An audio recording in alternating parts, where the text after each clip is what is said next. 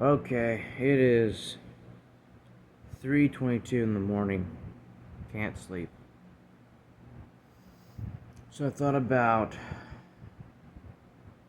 talking. I'm in the mood to talk. So, um,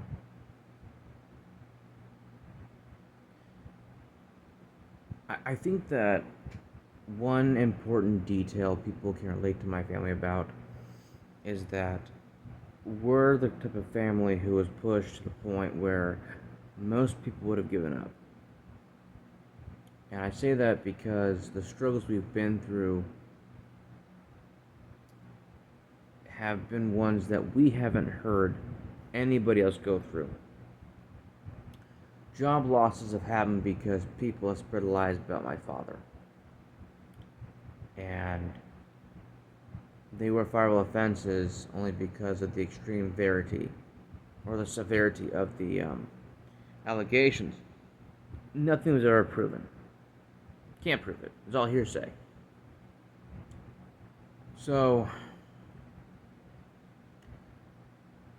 you have that issue, and then you have the problem that my mom and I faced working for bad employers. On top of churches, on top of bad advice. Um, I struggle with trust issues because of the constant betrayals in my life. Remember, I had everything going for me. Not only was I physically fit and did things that no one else around me could do, but I also believed that as long as I do what's right, then the future's set in stone for me. I'll be okay. Now, I had no idea I'd have people that would sabotage not just my career, but also my health. So, constantly taking a step back, constantly analyzing everything step by step, and seeing if it is my lesson to learn or somebody else's.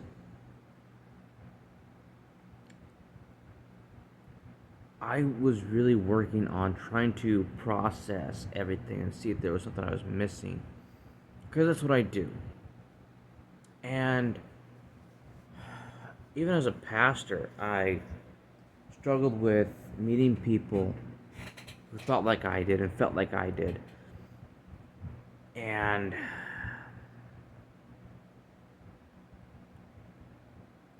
there came a point where I was asking questions to other pastors that I knew. And that's when I found that they were the most fake individuals I ever came across. And it wounded me deeply. Because pastors are supposed to be people you go to for advice and they help walk you through things, or, they help you through those hard times. And in my experience, they didn't do that. In fact, I'm the only pastor that I knew of that did that kind of stuff. Um, turn off my fan. Basically, what happened was I led teenagers through projects and classes that I was teaching. And I touched on subjects that no one talks about. I was asking them, like, what are some masks you wear? What are some lies you tell yourself? What are some lies you live by? What are some lies you tell other people about yourself? Things like that. I was trying to dig really deep into these kids and help them figure out more about themselves.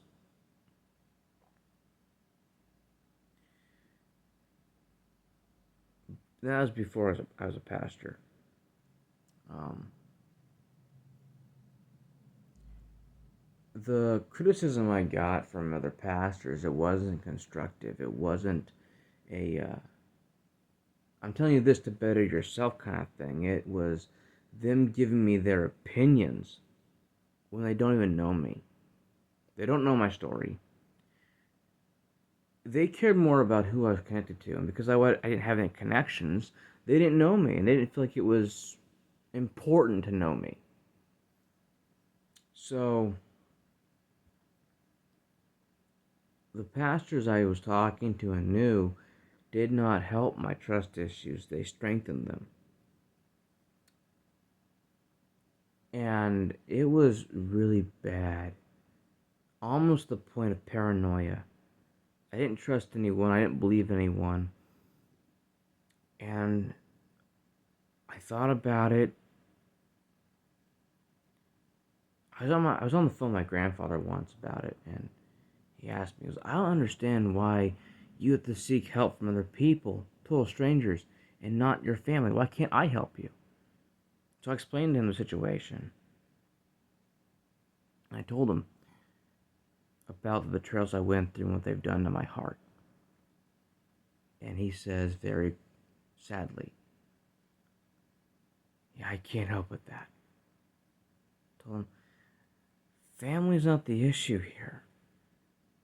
It's the people, it's the Christian community, it's pastors, it's women, it's everything, even friends, best friends, people I cared about and cherished. And if you know anything about our family, you know that we cherish relationships above all else. We care about people. And when you care about people, you will find that there are people out there that could not care less about you. And unfortunately, those are people within leadership of churches. They are pastors. They are in management. They are everywhere. There's abundance. And it hit me like a ton of bricks when I watched Elf again as an adult. You see, as a kid, teenager, I didn't like the movie. I'm not one for goofy humor or childish humor. But as an adult watching it again with my family, I got emotional at some parts of the movie because the part where Buddy the elf cared more about everybody than anyone ever cared about him in New York City was so relatable to me because I remember doing countless acts, countless things, just trying to make people feel appreciated, loved, heard, and understood. I did my very best to show people what it's like to treat somebody with respect in the most influential ways. Influential ways. And I never got the same back. Like, ever. And it hurt. And the truth is that the more you care, the more vulnerable you are to those who flat out don't care. I run into people all the time who wanted to be my friend not because they liked me, but they liked the attention I got. They tried to constantly run on my coattails, and I always cut them out. I never won them around. I never allowed them to get within an inch of my presence because I'm not going to let some person take credit for my abilities or get a leg up in life just because I work harder than they do. That's why I didn't join teams when it came to sports. I didn't care about it. And I got offers, trust me. I got tons of offers. You should join this team or that team. I told them no, flat out no. Well, why not? Because I'd be doing all the work and making you guys look good.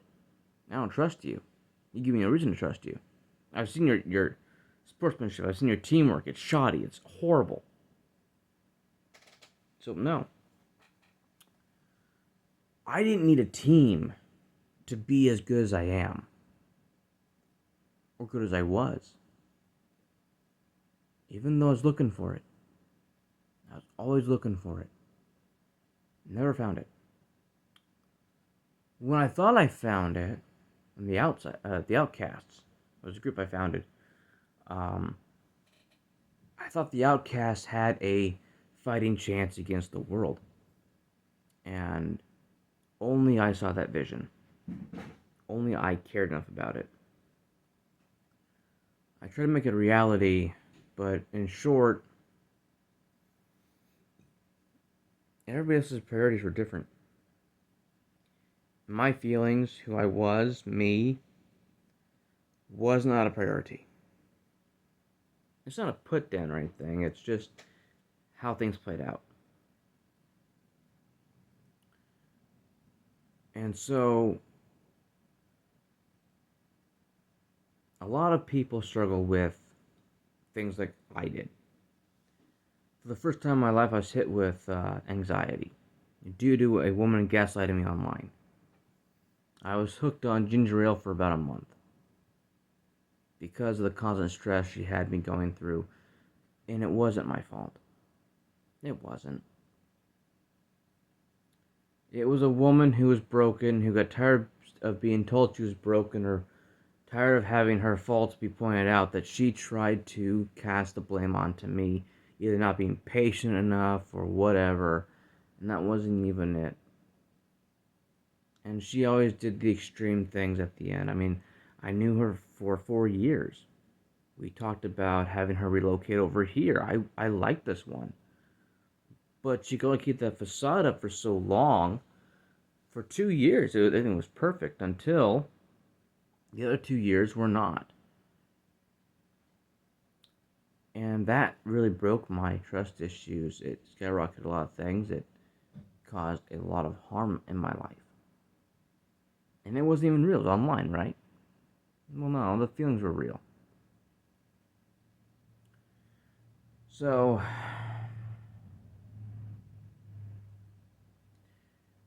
how did I fix it? How did I solve the problem? I know there's a lot of questions people ask. How did I get out of it?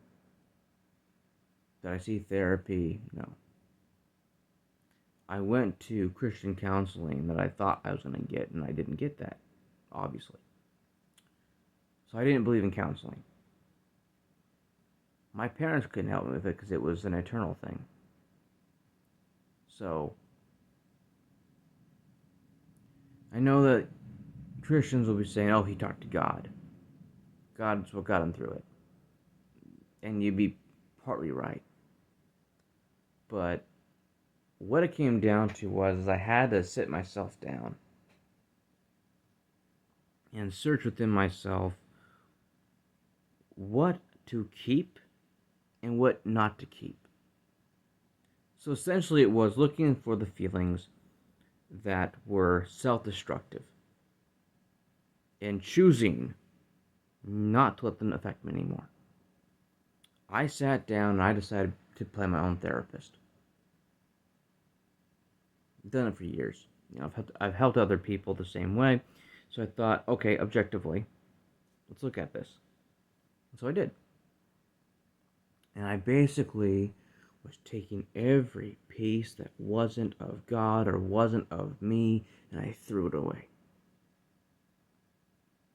Healing my own heart, my own motivations, taking away things that was put on me by other people, and just saying it's not my problem, that's not me, that doesn't belong here, that's not part of who I am, and I removed it.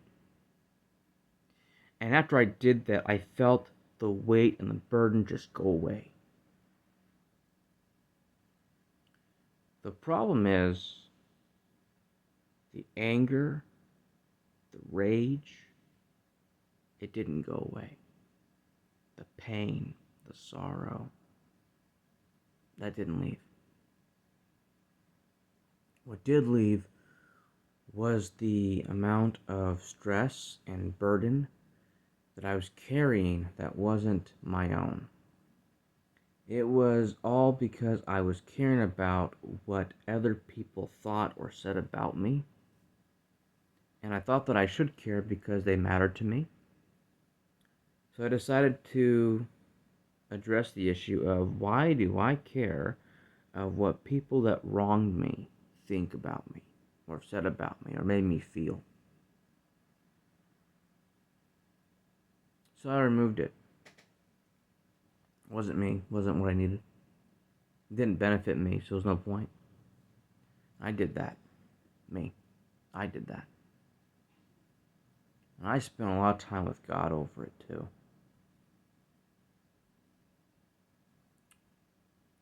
There's a lot of parents, a lot of adults that I know that have caused that root issue since I was 10 years old.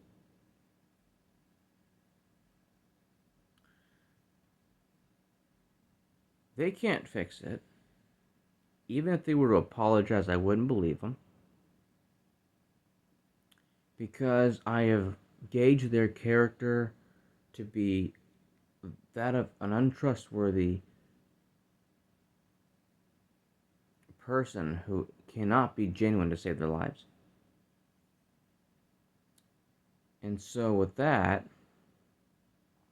they can't fix it. And, those other people will tell you, well, just forgive. You'll feel better. I'm doing the whole forgiveness thing. I didn't feel better. I didn't. I know I should have, but I just didn't. I didn't feel right. Some people argue that giving out forgiveness is strength. Other people argue that giving out forgiveness feels like you're surrendering to them, that you're giving them more power because they're worth forgiving. I never believed it was a power struggle thing. I always thought it was,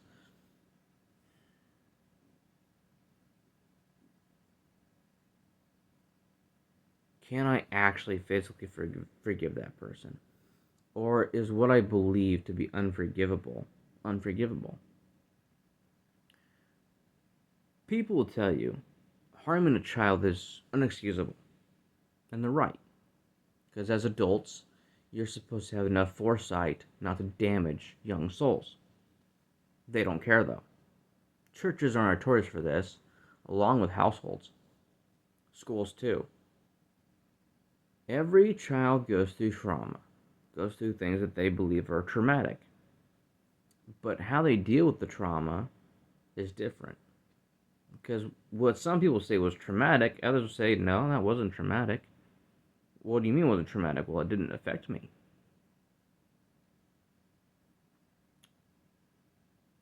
Others will say, well, they wouldn't be who they were without that trauma. And that's true to some degree, too. But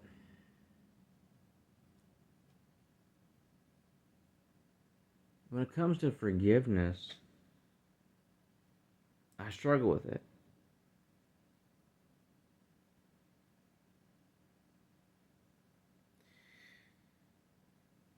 Because I don't want to forgive people who intentionally sabotaged my life, gave me a reputation I did not earn or deserve,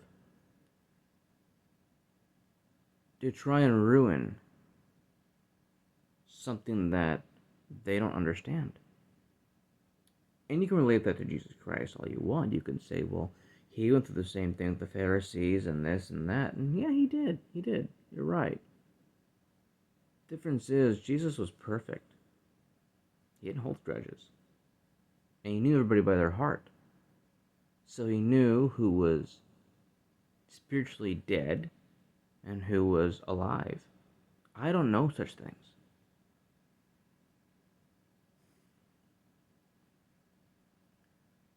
All I know is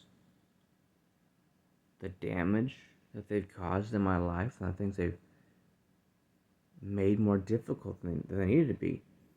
And they chose to do all that to a kid who then grew up and it never ended. So,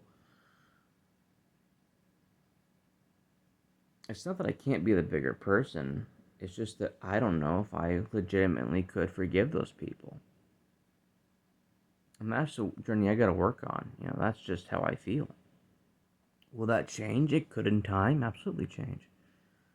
I mean, I could be blessed to encounter new people who distract me enough to not focus on such things anymore and focus on new feelings and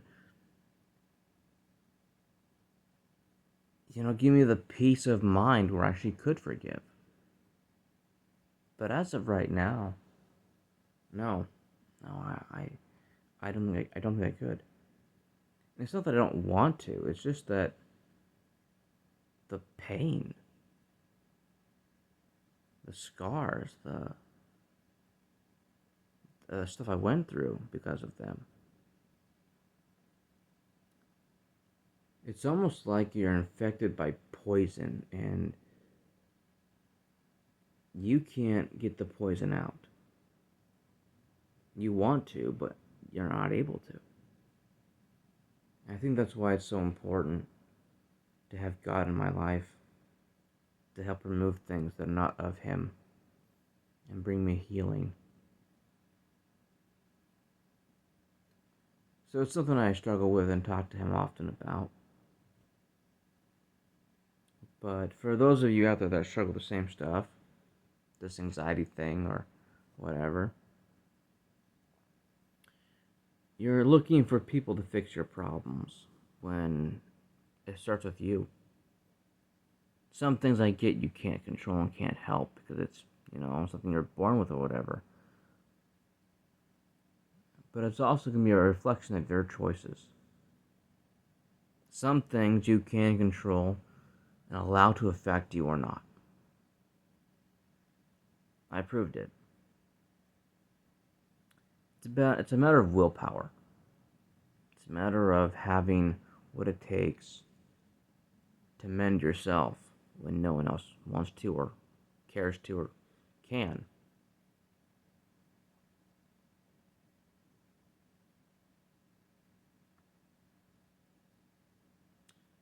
My life went pretty good. I could ignore all of it because I knew myself. And I knew the impact I made, the differences I could make in people's lives. Differences and impacts that those people never could and would never do.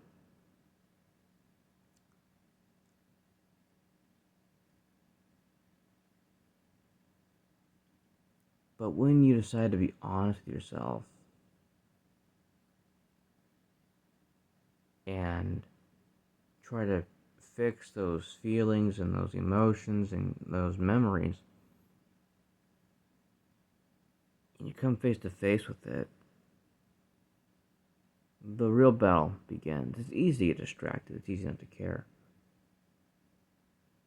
But when you're stuck, reliving it, either in a dream or a memory,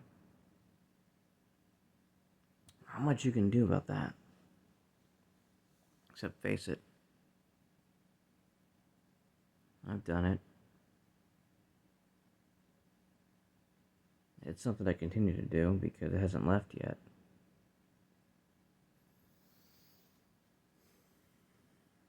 A lot of these doctors and therapists, they want to just medicate you and call it good. You don't need the medication. All you gotta do is listen to your heart. And you decide what parts of your past and present you want to keep or get rid of. It's your choice. You choose who you are, what you'll become, nobody else. Now, sure, people can push you over the edge and they can make you into something that you didn't want to become. Sure. But that's if you lose control and lose sight of who you really are and you live a life that's not being true to yourself. That will happen. But as long as you remain in control, then no. They can't make you be anything you don't want to be or do anything you don't want to do. Oftentimes we do forget those things and we lash out or act out because of how we were treated. Because we lost control.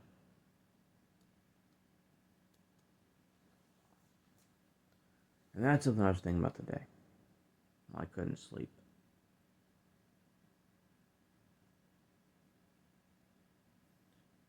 That and I really want this to work out. Not to be famous, Fame was never the goal for me. It was maybe I'll meet new people, have conversations. That's what I wanted. I wanted views, I wanted likes and comments and stuff like that. Not for validation or feel important, but just to know that I had people there listening, people that could relate. That was always the goal.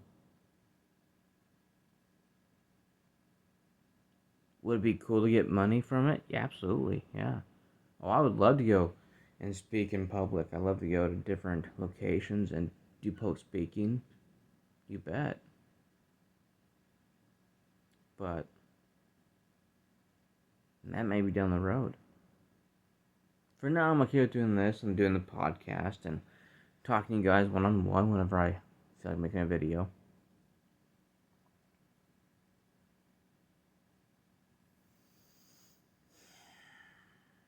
Life's funny that way. You just don't know how it's going to play out.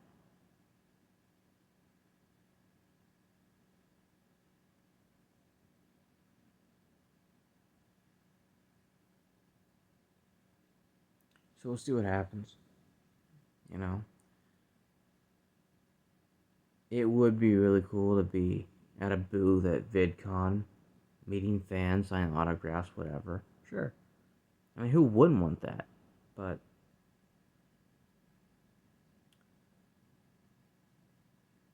some people are meant to make an impact and not get famous. Other people are meant to be famous and make an impact. It all depends on how the fans receive them. So, I didn't give up because I'm not a quitter. I'm not going to let somebody else's actions stunt my growth and harm me.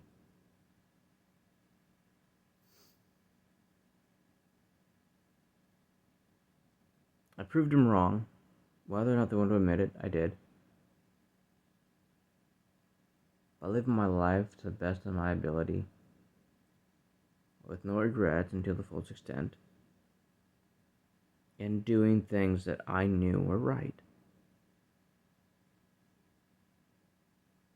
I'm happy. Content, more like it though.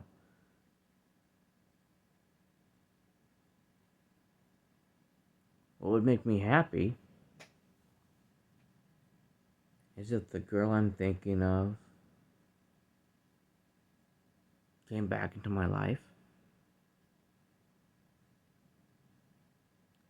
If I had a steady income,